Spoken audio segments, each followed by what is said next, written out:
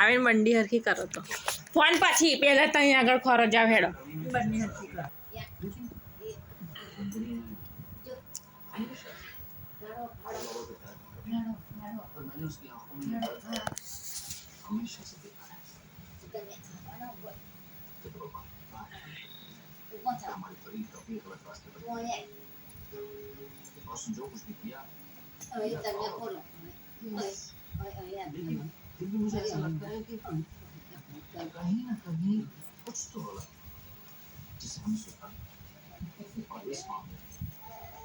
પેલી ઊભી છે જોજો હા, પડી ના જાય.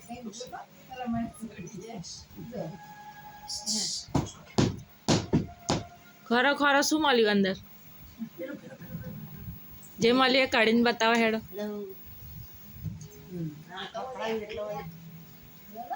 अरे यार तेरी शादी हो रही है यार और तू सूखा बैठेगा ले पी ले थोड़ी सी